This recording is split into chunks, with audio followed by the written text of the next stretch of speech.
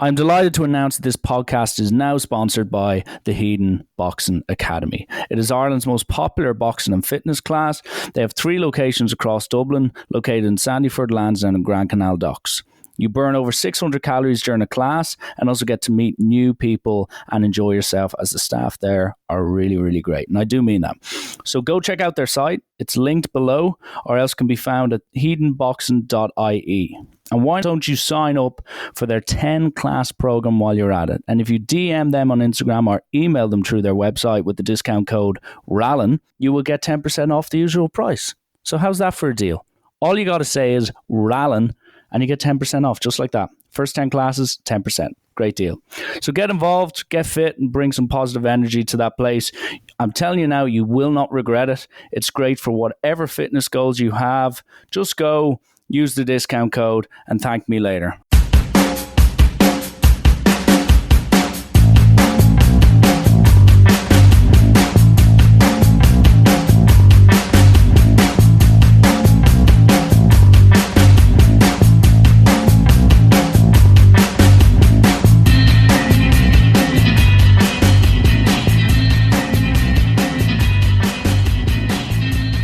Hello and welcome to the latest episode of Rallen's Rant. My guest today is Eoin Costello. Eoin is an illustrator, a personal trainer, and a type 1 diabetic. Eoin, thanks a million for coming on the show first and foremost. We're over the toughest part for the listeners, by the way. That was a bit of technical issues. And I know you're a fellow Irishman, except you're slightly across the pond. But with all that said and done, how are you today? How are you, Richie? Thanks for having me on. It's always good to speak to another diabetic, and especially if you're an Irishman. Yeah, delighted to be on. To be honest, I always love rambling on about diabetes whenever I can. So yeah, looking forward to it. Should be good. Yeah, no, me too. It's a rarity you get to waffle on about such a subject that is so obscure yet so important to you. So before we get into the subject matter, which we have touched on a little bit there, I always start off the podcast in a cheesy manner and always chat about the early memories and all that. So, like, what I'd like to know and give the listeners a bit of a backstory is, like, where did you grow up as a child? And, like, what are some of the memories you think back on or stand out to you when you think back to those early days as Eoin Costello as a youngster? Eoin Costello as a youngster. Yeah, I had a really, really good childhood. I obviously am from Ireland, from a place called Bray. It's on the coast, beautiful town, if I say so myself. I was always really into sport. I was always very athletic. Was always involved in various different sports, like running, rugby, football, and then obviously had to go through the whole school system as everybody does. That went well too. I always worked hard and I was always ambitious growing up too. But sport was always kind of the big one for me. I always wanted to, I always wanted to be involved in sports really. So when I was growing up, football was kind of the biggest one for me. I played local teams, and then as that progressed, it got more serious, and I got onto the county team, and then the Leinster team, and then I ended up actually getting a couple of trials for Ireland. And I know it's typical for people to say, "Oh, it was an injury," but I went off injured on both occasions, so that didn't work out as planned. But other things happen, or other things come up, so I never look back and regret it, you know.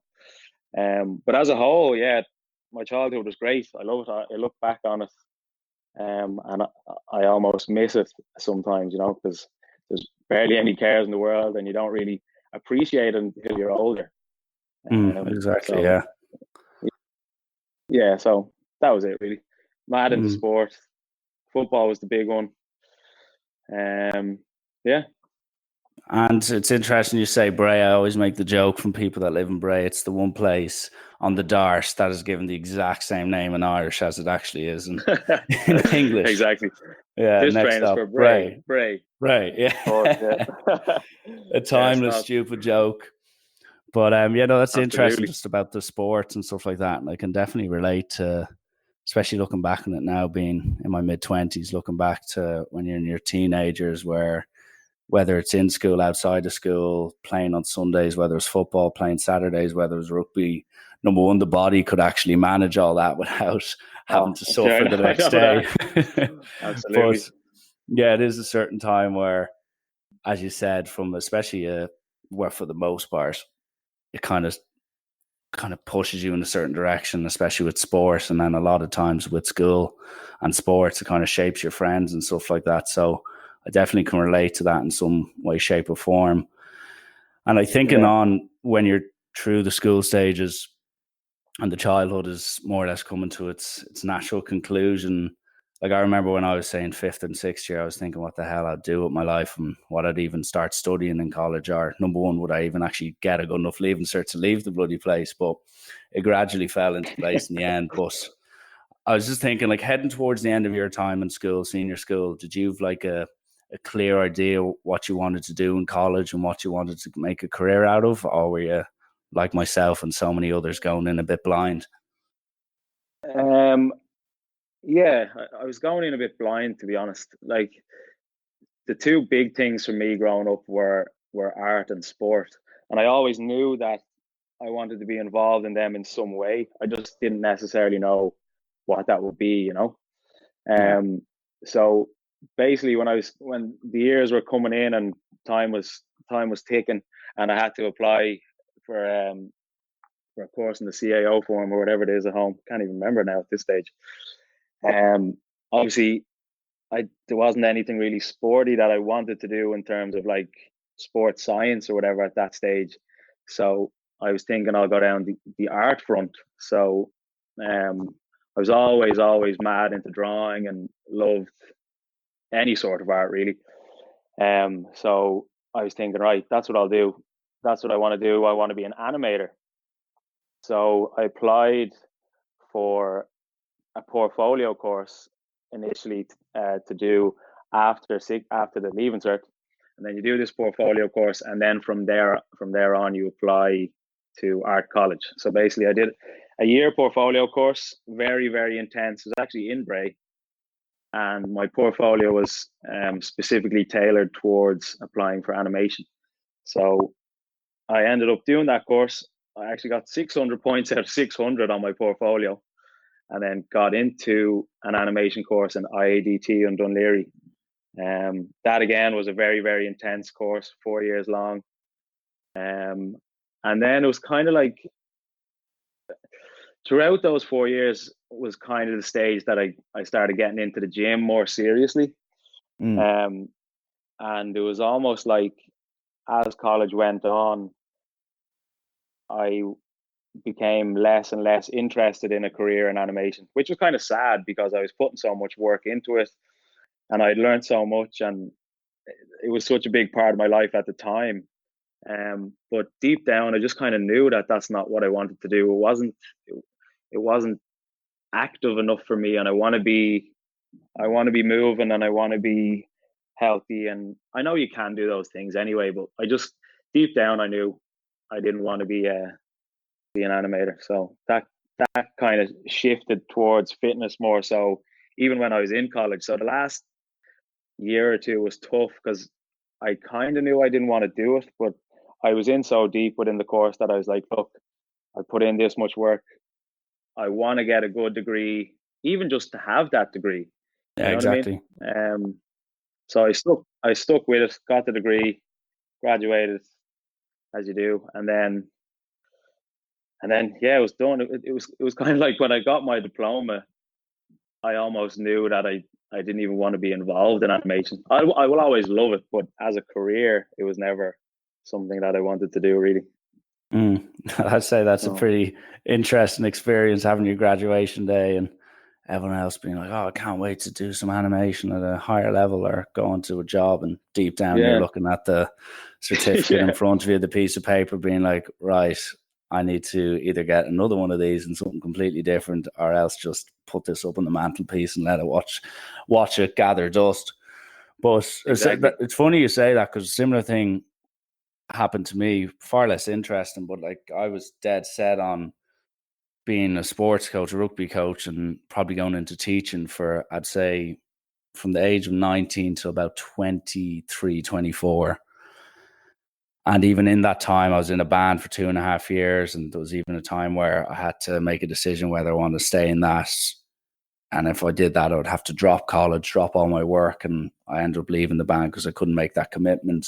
And then further down the line, I made the similar decision where I was like, right, I actually don't want to become a teacher. I want to do the 9 to 5 slog. I've actually an interest in that, blah, blah, blah. So it is interesting how you start off thinking something, whether it's to study a degree, maybe start off in a job somewhere, but like just in those 4 or 5 years leaving school and through college and out of college, the amount of people I hear dropping out of colleges, changing jobs, going from A to Z in the space of a year, it's absolutely mental.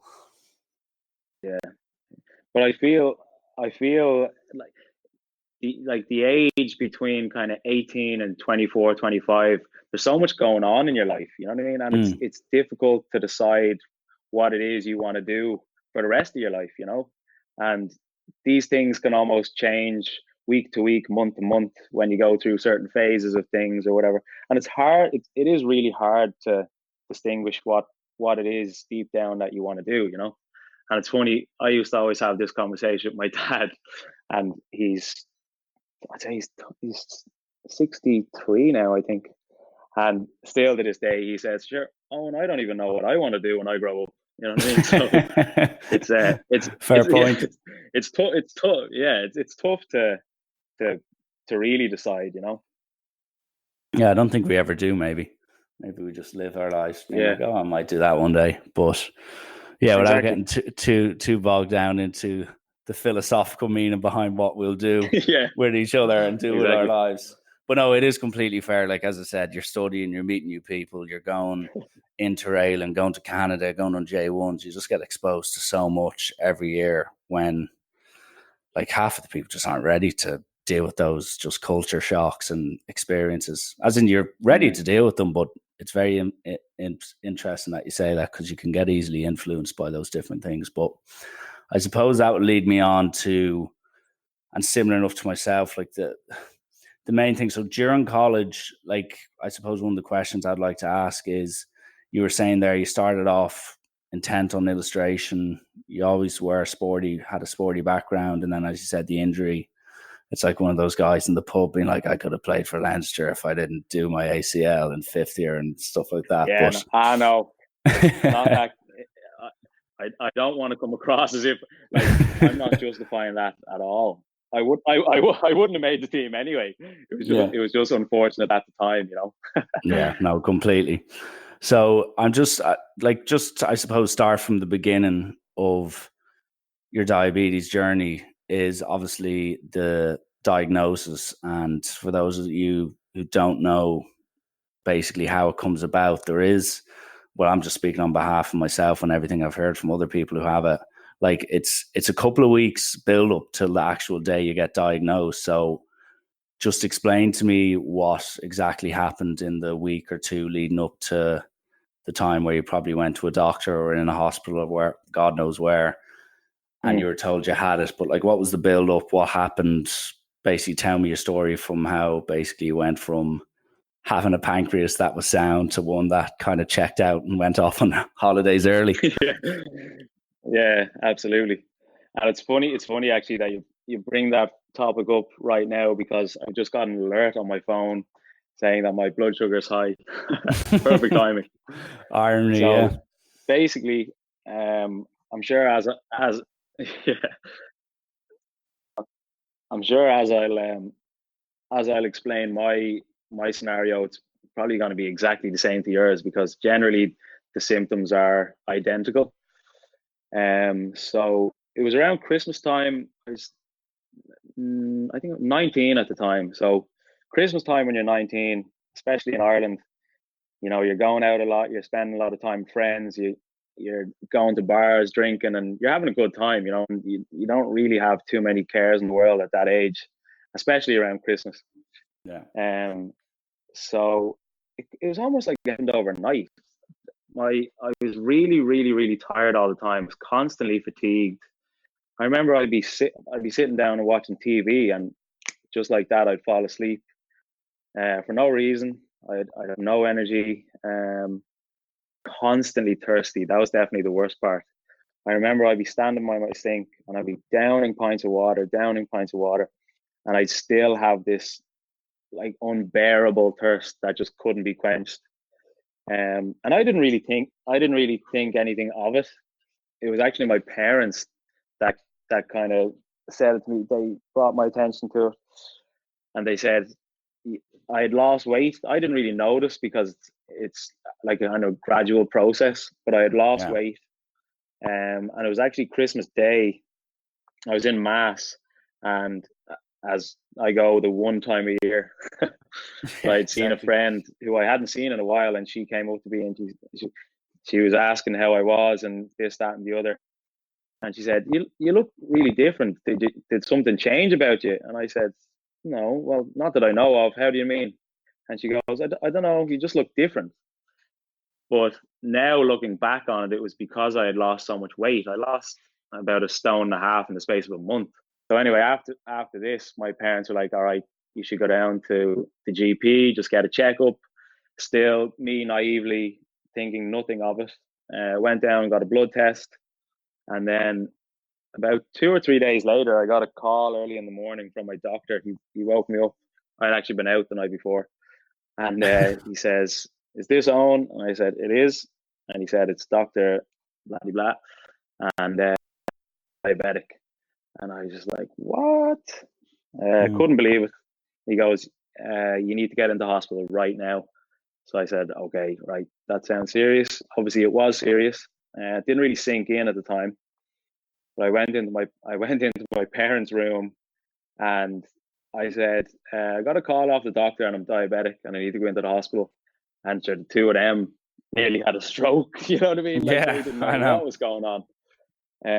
So rushed into Loughlinstown Hospital there in Dublin, and or Shankill nearly, and basically straight on a drip. My blood sugar was 38, which was like dangerously high. And for people who aren't diabetic listening, your blood sugar ideally should be between about 4 and 8. That still doesn't really make much sense, but to put it into perspective, 8 is high really, but mine was 38. So they said if I had waited another day or two, I would have went into a coma. So straight on the drip. I was in the hospital for a few days, and that's kind of when it sunk in that, you know, like most 19-year-olds, you don't know anything about diabetes. You know what I mean? And when you're told you're diabetic, at first all I thought was, all I have to do is stop eating sugar, or I just need to watch my diet and simple lifestyle changes like that, you know. But it's only over the years living with it that you realize the true severity of it and what it really entails, and like what kind of comes with it, you know. But yeah, it was obviously it came out of nowhere because, like I said earlier, I've always been fit and healthy, and I've always been into sport. And me, diabetic, what are you talking about? I couldn't believe it, you know. Yeah, no, it is. It's not an easy one, and I suppose while we're at it, we might as well exchange stories. And there's so many parallels between yourself and me. I suppose the only negative that I could probably outdo you with was I found out in an got a huge hint in an airport. Yeah, I want to hear your one. Yeah, so I was actually quite fortunate because I'd probably been a hugely overweight at the time. Well, not hugely, but overweight, chunky, and I ended up losing 13 kilos in about 2 weeks. I'd say 2 to 3 weeks. Is what I noticed, and my parents thought I'd just gone on some mad fad diet. But everyone noticed, and the typical thing, I remember being in Trinity, meeting a few of my friends in the cafe, and they were there like, "Oh, having a water or a coffee." Yeah. I come back with 4 7-Ups and down them, I'd say, in about 2 minutes. And half of the people were like, "Right, that's just Richie being a bit of a complete lunatic." But the other half were like, "That's not exactly normal behavior." And lo and behold, 2 days later, I'm traveling over to Liverpool to watch them against Real Madrid with my old man. I'm doing the same with him, down in pints like there's no tomorrow. He even, who would pride himself on being a guy who can handle a few pints, he was shocked. Like I was knocking back Carlsberg as if I just ran a marathon and needed the thirst. So I was there chugging away. Liverpool obviously lost the game. So to compound the error, so to speak, the next morning we're in the airport and my dad made the comment saying, you know, you went to the toilet about 6 times last night. And I was like, yeah, I've been doing that now for weeks. It's weird. I keep going to the Jacks every single night 5 or 6 times. And he's like, that's very odd. So then while I'm waiting for the gate to open in Liverpool Airport, I start fiddling around on my phone and start Googling, why am I going to the toilet 6, 7 times a night? And then the first thing that came up as recommended was you could potentially have ketosis or diabetes.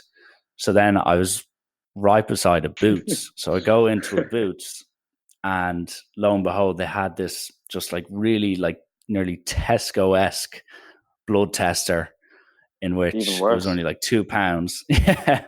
And I was like, yeah, can I buy it? Because I was at this stage, I was like, oh, I need to check if this works. And I checked my blood. It was 30 something. And I looked and I was like, right, that surely can't be right. It's just avoid the actual reality of the matter. So I fly back, didn't even mention it to my dad.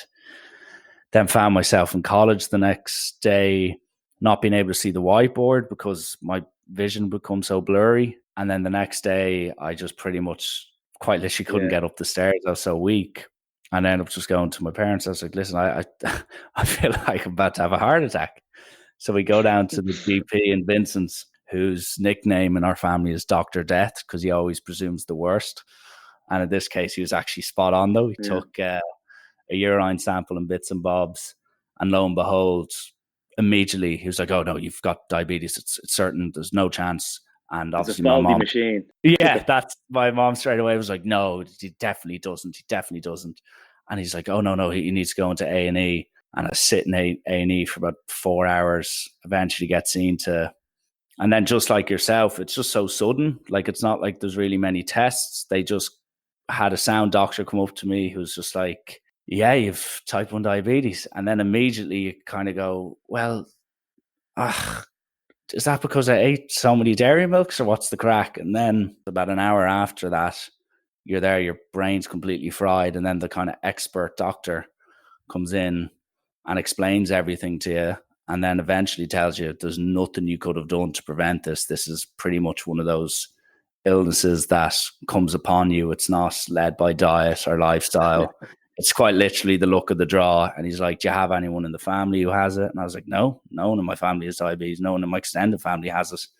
And he was like, yeah, you're just one of the very, very few that's just been dealt the bad card in the deck. So I suppose the worst part of the whole thing was obviously the parent side of it, them being so worried and feeling guilt, even though it had nothing to do with them. But then, as you said, it only really hits you when you're just left alone on that with the drip, nurses coming up injecting stuff into you, and you're like, what the hell is going on? And then just as you spend more and more time with yourself, no one else, the odd nurse comes along, it suddenly dawns on you that like the Richie you were 2 days ago is some guy that's just, he's not going to be seen again. There's going to be a different Richie, and you just need to make sure you come to terms with that. And I suppose the question I have for you is that, and like looking back on it, I think it's definitely made me better. Physically, I'm in the best shape I've been in about 6 years. Mentally, I think it makes you so much stronger. But I just mean on the initial side of things, because that was the 2-3 weeks that followed. My diagnosis were probably the toughest I've ever had, from just getting to grips with what lied ahead, having my first meal where I have to inject, having my first snack. And then it's like everything. It's like if someone passed away in the family, you always think, okay, this is the first Halloween we have without Miss X or my mom or my dad. And then it's the first Christmas. And then as a diabetic, I felt, okay, here's the first Halloween where I actually can't get any snacks or do trick and treats. Here's the first night out that I actually have to be careful not to get low or get too high. So I'm just curious from your point of view, like, how did you deal with the initial week or two adjusting to life as a diabetic? Because as you said, and as I even was similar, you spent 19, 20 years of your life living one way, and then suddenly just like that, it's changed. And it's not a case of, oh, I just change it every couple of weeks or so. Every day you're going to be reminded of what's basically demanded of you because of the illness you got. Yeah, it was definitely difficult at the start, to say the least. It's interesting because you see the symptoms leading up to it, but it's an overnight diagnosis. You know what I mean? One day you're diabetic, and then the next day, or one day you're not diabetic, and then the next day you are. So it's a big shock, and it only kind of hits home when you arrive back in your house and there's no doctors or nurses there, and you're like, oh shit, I'm on my own here, you know? Exactly, yeah. But yeah, I remember like when I was growing up, if there was anything kind of bad happening or you were going through a tough time, my parents used to always say to me, whatever happens to you in your life and what you go through, you either adapt or you die. You know, you've no control over what happens to you, and what you do have control over is how you react and how you respond to things. You know, so when I remember when I arrived home just after being diagnosed, I was like, look, this is the time now where I need to put that into practice. I really need to kind of get over this and take it on the chin and realize that, look, I didn't bring this on. I couldn't have done anything to prevent it. You just get it or you don't. It's bad luck. That's type 1. So yeah, I had to just kind of take it on the chin with that, you know. But you instantly change your life. Your whole lifestyle has changed. How you look at food, how you look at exercise, even your sleep, your stress levels, everything is affected. Everything that you do will affect your diabetes, and diabetes affects everything that you do. But if I was to look back now, and if I was given the opportunity to never be diagnosed, I wouldn't take it, because so much I'm doing now is stemmed from me having diabetes. And it's probably mad to say that, but yeah, like it was definitely hard, as you know. But you just roll with it. You get used to things, and you learn about it. You learn about how your diabetes is and how certain things affect the blood sugar and what you need to do to kind of things level and keep things healthy, you know? Yeah. But yeah, no, it's a big lifestyle change. And I think even the bigger thing is like your family and friends almost being sympathetic towards it. You know what I mean? Which I hated. I always hated that. You know what I mean? People saying like, oh, wait, you can't eat that, or are you sure you have enough insulin, or like, are you feeling okay? Like, I know it comes from a good place in terms of people are looking after you. But I never wanted people to have sympathy for me. You know what I mean? Never. Yeah. You know? No, that's a fair point, because like when you get that diagnosis and the amount of kind of people who just become armchair doctors about what you can and cannot do it's truly impressive in its own right. But no, I suppose you're right. Like, it's the type of illness that once you get it, as in, like, there's no real option to feel sorry for yourself, because as people who have it are aware, you quite literally have to inject yourself multiple times a day. Back then, the technology wasn't as good as it was. So you'd be pricking your finger 10, 15 times a day. You just didn't have time to even think about what it was like before it happened. And then before you know it, you're getting little scars on the top of your fingers. You're getting hard skin and where you're injecting too much. And then just before you know it, that is all you know, so to speak. So it is one of those things that, and like, as you said, like, looking back on it, as I said, it might sound the most hypocritical thing ever to be like, I don't regret getting it in the first place, or would I go back and change it? To be honest, I think it's one of those things that if you embrace it, most people would be say they're better off when they actually got diagnosed, because they made changes to their mental and physical like attitude towards life. And Absolutely. also, I don't want it to sound sappy or anything like that. And it's always, as you said, you don't want to be feeling sympathy, or you don't want people to sympathize for you.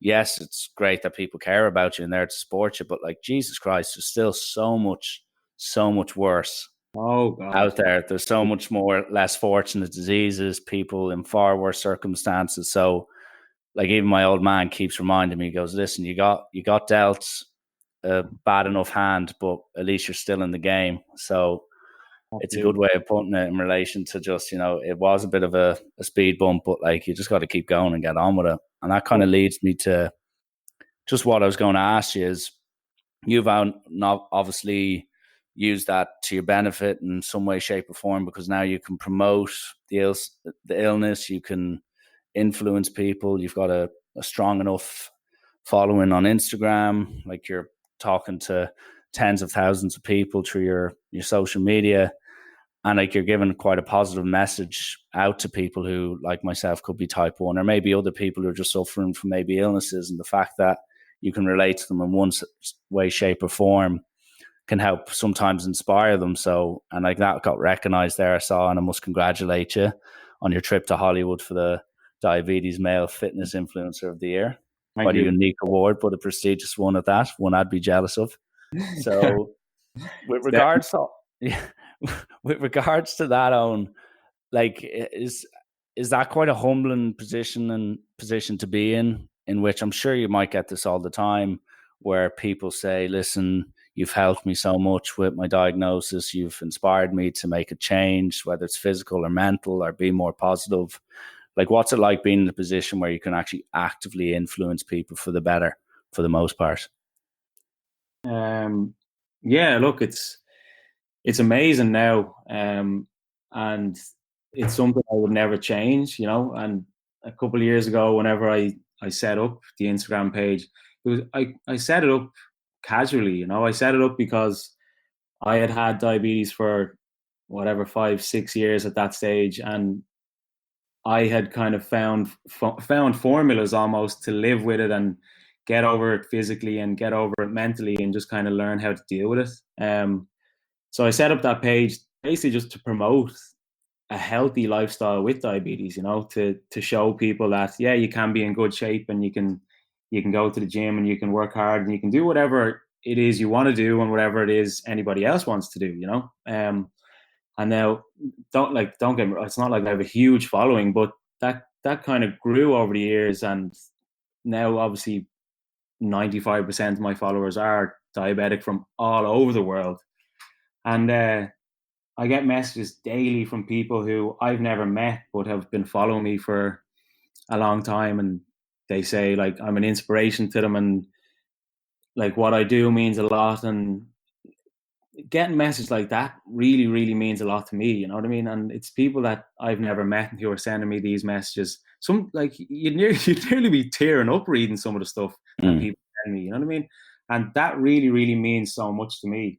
And yeah, it was fantastic getting the award in Hollywood. It was huge to me, and I'm delighted with it, you know what I mean? That whole weekend was amazing because there were so many people doing similar things to me, doing similar things that I'm doing, and like maybe with YouTube or Instagram or Facebook or whatever it may be. They're doing amazing things and they're promoting a healthy lifestyle, and it's there's an amazing community online for diabetics, you know what I mean? And yeah, I think only in recent years, with the growth of like social media specifically, it kind of gives people that opportunity to come online when they do really have a shit day and to see somebody else who's having a shit day in the same position as them, and there's comfort in that, knowing that, like, because like diabetes can be a very isolating disease because you're on your own. It's 24 hours a day. There's no rest from it, so when you can see other people from around the world going through the same thing, it's comforting. And for me personally to be kind of recognized for that, yeah, it was really, really nice. It meant a lot to me, And I actually said, I made a brief speech at the awards, and I said, if you were to tell me whatever 8 years ago when I was lying in a hospital bed 2 days away from a coma that I'd be standing up here with an award in my hand for diabetes, I would have told you you were mad. You know what I mean? Exactly. But, yeah, it's just it's great. Like, every day I talk to diabetics all over the world, and the messages that they send me, like, without sounding cheesy, they inspire me to keep doing it. You know what I mean? And now, like, I feel as if it's almost my obligation to kind of keep it going. And that's when I briefly mentioned earlier, saying that if I was given the opportunity to never be diagnosed, I wouldn't take it. You know what I mean? Because this is now, I feel, what I'm going to be doing for the rest of my life, being involved in the diabetes community and promoting a healthy lifestyle with it, and kind of just spreading a positive message, I guess. You know what I mean? And it's only, and when you talk to people who have only been recently diagnosed, and they contact you and they say, like, I've had diabetes only 2 weeks, and their heads all over the place and they're lost and they don't know how to take it. And like I have a great family supporting me, and that always kind of was in my favor with getting over things. But people always don't have that sort of support. You know what I mean? So it's nice for people like that to be able to kind of come online and talk to people like me, or talk to people like you, and hear these sort of podcasts. You know what I mean? Because Jesus, Richie, diabetes is hard sometimes. You know what I mean? Yeah, no, it certainly is. As much as you know that, it can be really, really hard. You know what I mean? But you kind of have to take it on the chin and roll with the punches. You know, there's no alternative to that. You have to do it. You can't sit down and feel sorry for yourself. You know. No, completely, and that's why I relate back to the whole, you don't really have time to dwell on it and, you know, get completely bogged down. But as you referred to, there are days where you sit there and you're just like, screw this, I don't want to keep checking my bloods. Why can't I not just go into Spar and not have to take out a pen? Or why can't I not just eat that piece of food without having to run to a toilet or else inject in privacy, blah, blah, blah? Why can I not just have a few drinks without having to worry about X and Y? So there is that part of it. But like, as you said, it is what molds you into the person you are and how you view things as well. And the most important thing, I think, as well, is that it makes you grateful, a lot more grateful for what you have, and also for what you don't have as well. But it's funny that you touched on it. Like, diabetes is as much like a mental condition as it is a physical condition. You know what I mean? And there's days, like you said, when you're sitting at home and you just want to give up on it, and you're being driven mad, and your blood sugars are all over the place, because your blood sugar affects your mood too. What I only I only realized that through my own research. Like, no doctor told me that. You know what I mean? And it's only when you live with it all the time that these sort of like, kind of like the long-term and short-term effects kind of come to light and come to the surface when you learn more about it. You know what I mean? But it's one of those things that it toughens you up mentally. You know what I mean? And you learn how to be really disciplined, because you need to treat your food seriously. You need to exercise. You have to take your insulin. There's no other way around it. You just have to do it. I know. And I suppose a question I'd like to ask you is, now that, like, you've now moved over to New York, you're doing your personal training, you're obviously, as you said, you're the current male fitness influencer of the year from a diabetic standpoint.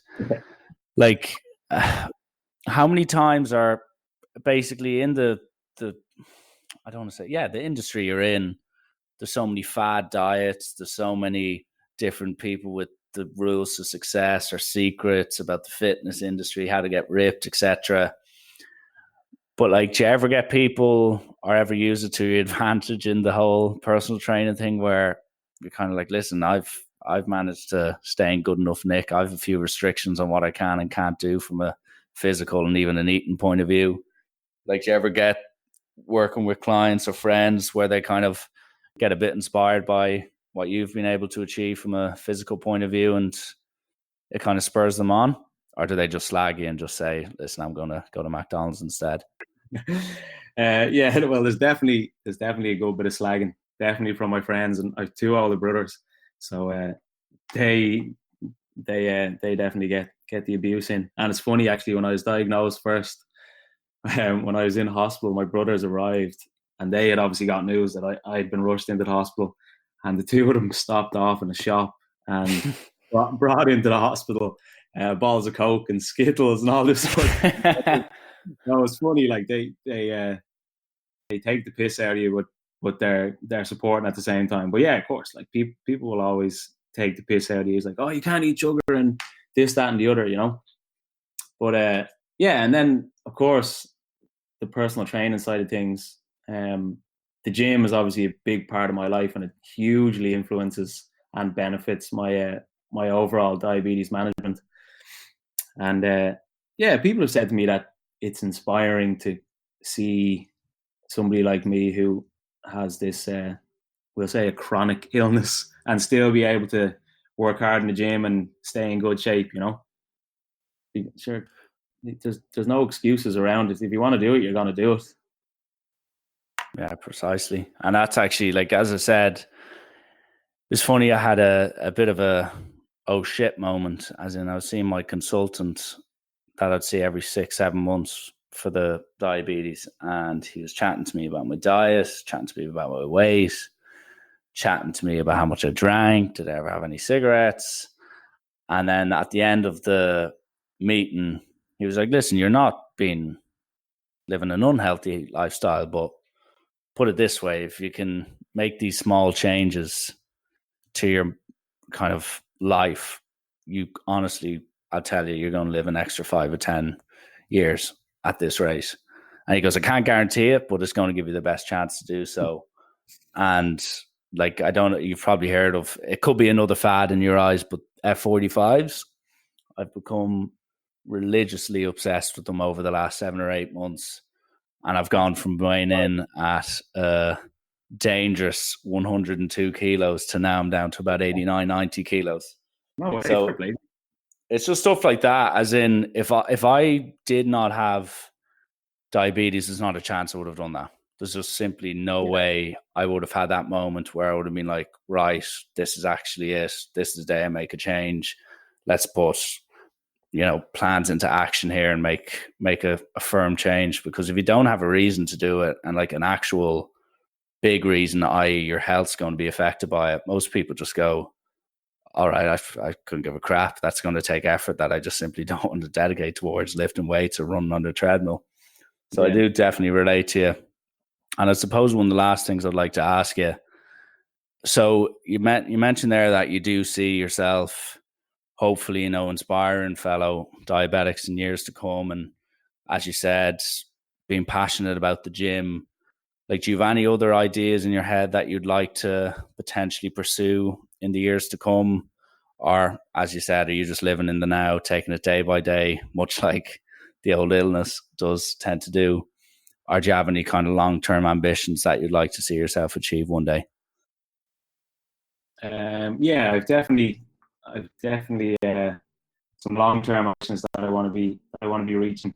I think now, obviously after my diagnosis, I'm well and truly living in the diabetes world, and how things have gone over the past year or two. That's what I will be doing for the rest of my life, and that's what I want to do. And it's kind of just growing as I'm growing with the condition, really. But what I'd love to do is I'd love to kind of start speaking publicly about diabetes. I'd love to go into schools and I'd love to go into colleges and kind of give them my perspective and educate people more about it, because diabetes still, even though it's worldwide an epidemic, it's widely unknown by people. People don't know the details of it. They don't know what it entails. And yeah, I'd love to go back to schools and colleges and speak about it, because me and you we were diagnosed at a similar enough age. So the chances are there's going to be a lot of people 18, 19, 20 that are going to get it too in years to come. So I'd love to go back and maybe do a few presentations and stuff in various colleges or whatever, and spread the word as much as I can. Yes, spread the sugar-free lifestyle, exactly, so to speak. But no, that's definitely a noble idea, and something that, as you said, and I think that is one of the most frustrating things I have personally anyway, is, and it's too dismissive of me to say ignorance, but the lack of awareness is the best way to do it, because the amount of times someone says, if they see me eating, having a bloody, like a fucking Milky Way, they're like, you can't have that. I'm like, yes, I can. Or else if I go low and I'm shaking, them being like, oh, will I get you your insulin? I'm like, no, that will quite literally send me the other way. I And will. other bits and bobs like, yeah, no, I'll quite literally not see tomorrow morning. But have you it sorry, Richie, have you had any close calls in terms of like fainting or passing out or any of that? the closest I ever came was about 3 months ago, in which I just about crawled up the stairs to my mother, who was playing bridge at 2:30 a.m. And I started kind of whispering because I was so weak. And I don't know why I didn't even go straight to the fridge, because the fridge is at the bottom floor. But I crawled up to her, and I was so helpless that I just was like, Lucozade, Lucozade, Lucozade. And she was like, what? She thought I was messing. And I was like, no, Lucozade, Lucozade. And then she starts screaming, go, what the fuck? I started running downstairs, got the Lucozade, and I came back. But yeah, like, that's the closest I've come to being like, shit, need to go to hospital. But like, what was it, 2 nights ago, I woke up at 4:30, shaking, drenched in sweat, and checking my blood, and it was, 3.1, and had to adjust my blood levels, ruined my sleep, made me pissed off at work for the first 2 or 3 hours. But like, that's simply just the nature of the beast. Like, I fully expect that to happen the odd time. It's the nature of the illness. But yeah, only one real proper, I'd say, like, close call. That was this. Yeah. And what about yourself? Have you? I know 1 or 2 of my friends have had to go to hospital on nights out. And thankfully, the friends who were there, they were fully aware of how to deal with situations like that, and nothing serious came of it. Yeah. But yeah. What about yourself? Anything notable? The worst one. Now, I didn't even tell my parents this, so if they listen back to this, they were like, Jesus, why didn't you tell me? But I was out in Bray actually one night with my brother and my cousin, and obviously had a few drinks. Came back to the house, and I went straight to my dog, because I love petting my dog when I have a few drinks on me. Yeah, who doesn't? Yeah, exactly.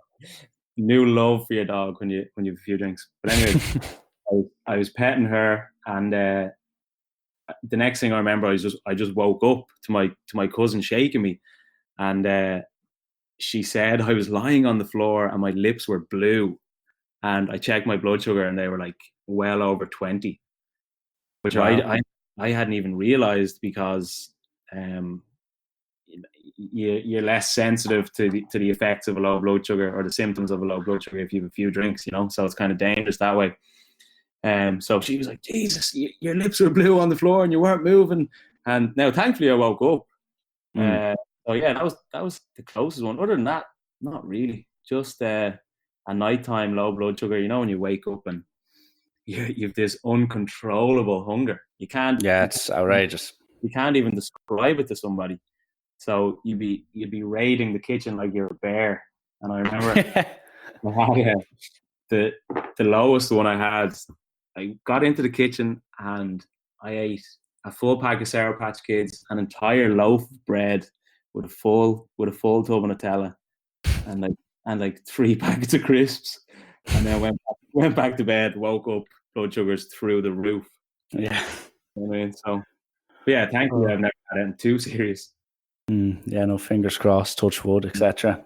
Yeah, better to be safe and sorry in those situations. Rather be a tiny bit too high than too low.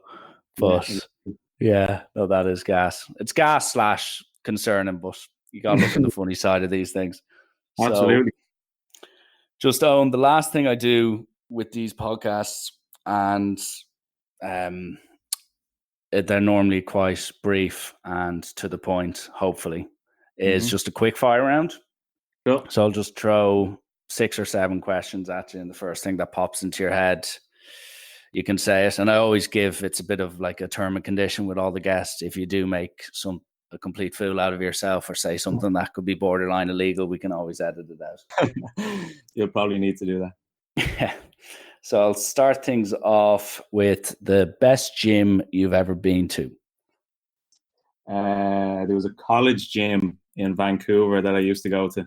I did a J1 in Vancouver, and It's a great spot. Yeah, really, really nice gym. So yeah, good memories there. yeah. What's it called? Roxy's in Vancouver is Yeah, I haven't heard yeah, that one. the coppers of Vancouver. Yeah, the country one, wasn't it? Yeah, completely. Yeah, country Copper. rock bands playing. So next one would be favorite film of all time. Sorry, that beeping is my Dexcom going off again. No worries. Favorite film, Happy Gilmore. Classic. Great choice. Very nostalgic. If you could work out with one person, who'd it be? Ooh.